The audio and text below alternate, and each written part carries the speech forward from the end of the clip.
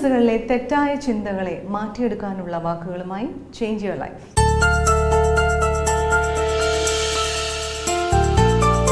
നമസ്കാരം. ഇന്ന് നമ്മുടെ കുട്ടികളുടെ ഇടയിൽ ഒരുപാട് ലവ് അഫെയർ കേസുകൾ വന്നുകൊണ്ടിരിക്കുകയാണ്. അവരുടെ ജീവിതത്തിൽ അവരുടെ പഠിത്തത്തിനെ ബാധിച്ചു കൊണ്ടിരിക്കുന്ന ഒരു കാര്യം. പഠിത്തത്തിന് ഇടയിൽ ഒരു ക്യാൻസർ രോഗം പോലെ ഇതിങ്ങനെ പടർന്നു പിടിച്ചുകൊണ്ടിരിക്കുന്നു.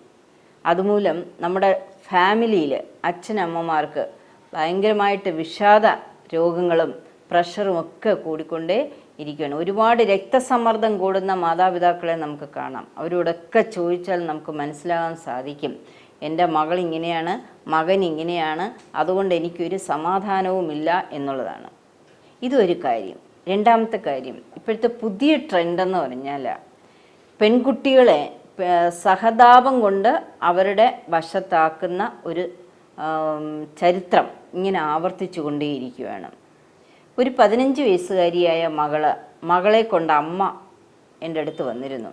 ആ 15 വയസ്സുകാരിയായ മകളുടെ കാര്യം പറയുന്നത്, ഇവളെപ്പോഴും തലവേദന എന്ന് പറഞ്ഞിട്ട് വീട്ടിനകത്ത് അടച്ചിരിക്കും, സ്കൂളിൽ പോകത്തില്ല, ഭക്ഷണം കഴിക്കത്തില്ല, എന്താ എന്ന് ചോദിച്ചാലൊന്നും മിണ്ടത്തില്ല. ഒരു ഫോൺ വരും, ഫോൺ വന്ന് ഇവളെ എടുത്ത് താഴോട്ട് പോവും, അല്ലെങ്കിൽ നമ്മൾ ആരും കേൾക്കാതെ പോയി സംസാരിക്കും.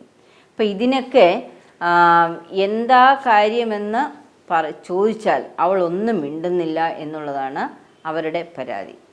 അപ്പം ഇതെന്ത് ചോദിച്ചാലും അച്ഛൻ ഗൾഫിലാണ്, അപ്പം എനിക്ക് ഒരു മകളൂടെ ഉണ്ട്, അപ്പം എന്നോട് ഒരു കാര്യവും തുറന്ന് അവൾ പറയുന്നില്ല. ഞാനിങ്ങനെ എപ്പോഴും ഡോക്ടറെ അടുത്തേ കൊണ്ടുപോയി മരുന്ന് വാങ്ങിച്ചു കൊടുക്കുന്നു, തലവേദനയ്ക്ക് മരുന്ന് വാങ്ങിക്കുന്നു, ഇവൾ ഭക്ഷണം കഴിക്കുന്നില്ല എന്ന് ടോണിക്കൊക്കെ മേടിച്ച് കൊടുക്കുന്നു എന്നാണ് ആ അമ്മ പറയുന്നത്.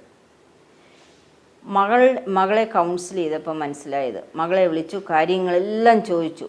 അപ്പം ഞാൻ ചോദിച്ചു, മോൾ എന്താ അമ്മയോടൊന്നും പറയാത്തത്? അമ്മയോട് പറയാത്തതിന് കാരണമുണ്ട് മാം, എനിക്ക് ആരോടെങ്കിലും തുറന്ന് പറയണമെന്നുണ്ടായിരുന്നു. പക്ഷേ എൻ്റെ അമ്മയോട് പറഞ്ഞാൽ അമ്മ ആദ്യത്തെ സെൻറ്റൻസ് പറയുമ്പോൾ തന്നെ അമ്മ എന്നെ ചാടി പിടിക്കാൻ നിൽക്കും എന്നുള്ളതാണ്. അതായത് ദേഷ്യപ്പെടും, പിന്നെ ഒന്നും പറയാൻ പറ്റത്തില്ല, എന്നെ കുറേ വഴക്ക് പറയും. അപ്പം ഞാൻ എൻ്റെ മനസ്സിൽ സഹതാപം കൊണ്ട് ഞാൻ 10th സ്റ്റാർട്ടിങ്ങിലായപ്പോൾ എൻ്റെ അടുത്തുള്ള ഒരു പയ്യനെ ഞാൻ പ്രേമിച്ചു. ആ പ്രേമിച്ചു എന്നുള്ളതിൽ എനിക്ക് ഒരുപാട് ഇപ്പം ദുഃഖമുണ്ട്. കാരണം എനിക്കൊരു സ്വാതന്ത്ര്യവുമില്ല. എനിക്ക് ആരോടും സംസാരിച്ചുകൂടാ, എനിക്കൊരു ഡ്രസ്സ് ഇട്ടുകൂടാ, അവൻ പറയുന്ന ഡ്രസ്സേ ഇടാകൂ എന്നൊക്കെ ഉള്ള ആ ഒരു വാശി. അപ്പോൾ ഈ 15 വയസ്സുകാരിയായ ഞാൻ ഇപ്പോളെ അവൻ പറയുന്നത് ഇത് മാത്രമേ ഇടാവൂ, അത് മാത്രമേ ചെയ്യാവൂ എന്നുള്ള ആ ഒരു തോന്നൽ, ഞാൻ എന്തെങ്കിലും ഇല്ല എനിക്കിത് പറ്റത്തില്ല, നമുക്കിതിവിടെ മതിയാക്കാം എന്നൊക്കെ പറയുമ്പോഴത്തേക്കും അവൻ ഇങ്ങനെ ഭീഷണിപ്പെടുത്തുകയല്ല, അവനിങ്ങനെ കരഞ്ഞു പറയും, എനിക്ക് ബ്രെയിനിൽ എന്താണ്ടൊക്കെ തകരാറുണ്ട്, എന്നെ വിഷമിപ്പിക്കരുത്, ഞാൻ അങ്ങ് മരിച്ചു പോവും എന്നൊക്കെ പറഞ്ഞ് എന്നോട് ഇങ്ങനെ പറഞ്ഞിട്ട് എൻ്റെ സഹതാപം എടുത്തിട്ട് അവൻ എന്ത് ചെയ്യുന്നു, എന്നെ ഇങ്ങനെ ഭരിച്ചു കൊണ്ടേയിരിക്കുന്നു. അപ്പം ഈ ലൈഫ് ഞാൻ അമ്മയ്ക്ക് അറിയത്തില്ലായിരുന്നു. പക്ഷേ ഇതിങ്ങനെ നിരന്തരമായപ്പോഴത്തേക്കും എനിക്ക് തലവേദന, എനിക്കിങ്ങനത്തെ പ്രശ്നങ്ങളൊക്കെ ഉണ്ടായി. ഇപ്പോൾ എനിക്ക് ആ ബന്ധം ഇനി എനിക്ക് വേണ്ട. ഇപ്പോഴും അവൻ ഭീഷണിപ്പെടുത്തുന്നത് ഞാൻ അഥവാ വേണ്ട എന്ന് വയ്ക്കുവാണെങ്കിൽ എൻ്റെ ബ്രെയിനിനുള്ള കുഴപ്പം, ഞാൻ ആ മരുന്ന് കഴിച്ചുകൊണ്ടിരിക്കുകയാണ്, ഞാൻ ഇനി മരുന്ന് കഴിക്കത്തില്ല, ഞാൻ മരിക്കട്ടെ എന്ന് ഞാൻ വിചാരിക്കുമെന്നൊക്കെ എന്നെ പറഞ്ഞ് പേടിപ്പിക്കുകയാണ്. എന്നിട്ട് ഞാൻ എഴുതി വയ്ക്കും, നീ കാരണമാണ് ഞാൻ മരിച്ചതെന്നൊക്കെ എഴുതി വെക്കുമെന്നൊക്കെ ഇവളെ ഭീഷണിപ്പെടുത്തിക്കൊണ്ട് ഇരിക്കുന്നു. ഞാൻ എന്താ ചെയ്യേണ്ടതെന്നാണ് ആ കുട്ടി ചോദിക്കുന്നത്. അപ്പോൾ 1-2 കൗൺസിലിംഗ് കഴിഞ്ഞു. ഈ കൗൺസിലിംഗ് 3ാമത്തെ കൗൺസിലിംഗ് ആയപ്പോൾ ആ കുട്ടി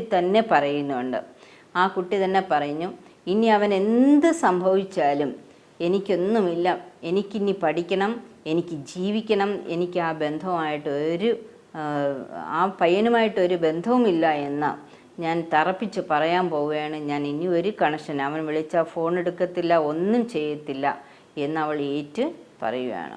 അപ്പം അങ്ങനത്തെ തരത്തിൽ, അതായത് ഇപ്പോഴത്തെ ഒരുപാട്, ഈ ഒരു കുട്ടിയുടെ സംഭവമല്ല, ഒരുപാട് പെൺകുട്ടികളെ ഇങ്ങനെ പയ്യന്മാർ പറഞ്ഞിട്ട് ഇങ്ങനെ പറഞ്ഞ് അവരെ സഹതാപം പിടിച്ചു പറ്റി അവരെ സ്നേഹിക്കുന്നതിനുള്ള ഒരു ഏർപ്പാട് ഉണ്ടായിക്കൊണ്ടേ, അതായത് നമ്മളിങ്ങനെ കണ്ടുകൊണ്ടേയിരിക്കുകയാണ്. ഒരുപാട് പെൺകുട്ടികളിൽ വലയിൽ വീഴുകയാണ്. അപ്പം ഇത് ഒരു ആൺകുട്ടിയെ നമുക്ക് തെറ്റു പറയാൻ പറ്റത്തില്ല, പെൺകുട്ടിയെയും തെറ്റു പറയുന്നില്ല.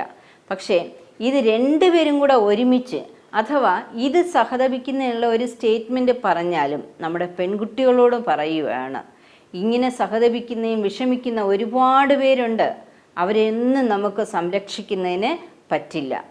പക്ഷേ ഇത് യാഥാർത്ഥ്യമല്ല, അല്ലാതെയാണ് ഓരോ കുട്ടികളും ഇങ്ങനെ നിങ്ങളോട് വന്ന് പറയുന്നത് എന്ന് ഓർക്കുക. അഥവാ ആരെങ്കിലും എന്തെങ്കിലും പറഞ്ഞാൽ തന്നെ അമ്മയോട് വന്ന് പറയുക. ആരോടെങ്കിലും വന്ന് പറഞ്ഞു കഴിഞ്ഞാൽ, അല്ലെങ്കിൽ അമ്മയോട് തന്നെ പറഞ്ഞു കഴിഞ്ഞാൽ നിങ്ങൾക്കൊരു ഉത്തരം അമ്മയുടെ കയ്യിൽ നിന്ന് കിട്ടും. അമ്മ പറയും, മോളെ നീ ഇത് ചെയ്യരുത്, അത് ചെയ്യരുതെന്ന് പറയും. അപ്പം അങ്ങനത്തെ തരത്തിലായാൽ നിങ്ങൾക്ക് ഇത്തരത്തിലുള്ള വലയിൽ വീഴാതിരിക്കാൻ ശ്രദ്ധിക്കാം.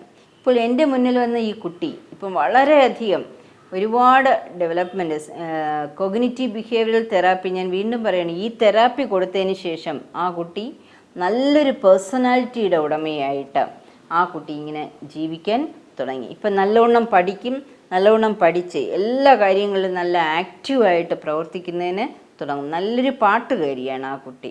അപ്പം അതിൻ്റെ അമ്മ തന്നെ പറയുന്നു, ഇപ്പം വീണ്ടും ആ കുട്ടി പാട്ട് പാടും, എല്ലാ കാര്യങ്ങളിലും വീട്ടിൽ എല്ലാ കാര്യങ്ങളിലും മുന്നിൽ നിന്ന് പ്രവർത്തിക്കുന്നതിന് തുടങ്ങി എന്നുള്ളതാണ്.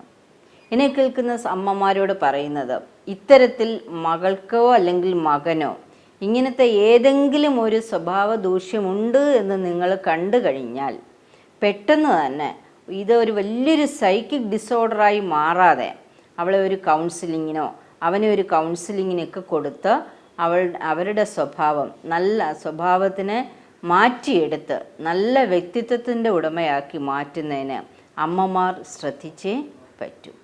പെൺകുട്ടികൾ പ്രത്യേകം ശ്രദ്ധിക്കുക.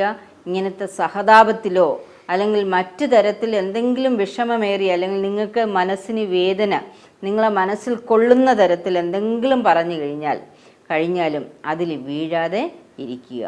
ആ വീഴാതിരുന്നാൽ പ്രിവെൻഷൻ, വീണ്ടും പറയുകയാണ്, prevention is better than cure. സൂക്ഷിച്ചാൽ ദുഃഖിക്കേണ്ട. അങ്ങനെയായാൽ നല്ല വ്യക്തിത്വത്തിൻ്റെ ഉടമയായി, നല്ല പേഴ്സണാലിറ്റി ഉള്ളവരായി, നമ്മൾ ഉദ്ദേശിക്കുന്ന തരത്തിൽ ഏത് നിലയിലാണോ നിങ്ങൾ ആകാൻ ആഗ്രഹിക്കുന്നത് ആ നിലയിൽ എത്തിച്ചേരുന്നതിന് സഹായിക്കും. ആ സഹായിക്കുന്നതിന്, അങ്ങനെ എത്തുന്നതിന് അമ്മയ്ക്കും മകൾക്കും മകനും ഒരുപോലെ ഇവിടെ പ്രാധാന്യം ഉണ്ട്. അച്ഛൻ പ്രാധാന്യമില്ല എന്നല്ല പറയുന്നത്. ഇവിടെ ഈ കുട്ടിയുടെ കേസിൽ അച്ഛൻ ഗൾഫിലാണ്. അപ്പോൾ അച്ഛനും അമ്മയ്ക്കും മക്കൾക്കും ഒരുപോലെ പ്രാധാന്യം ഉണ്ട്. നമ്മളെ നല്ല വ്യക്തിത്വത്തിൻ്റെ ഉടമയാക്കി അല്ലെങ്കിൽ ഉടമയായി തീരണമെങ്കിൽ എന്നുള്ളത് വ്യക്തമാണ്. നമ്മുടെ ഓരോരുത്തരുടെയും ലൈഫിൽ നമ്മൾ എടുക്കുകയാണെങ്കിൽ അത് വളരെ സംക്ഷിപ്തമായി തന്നെ നമുക്ക് മനസ്സിലാക്കാവുന്നതാണ്.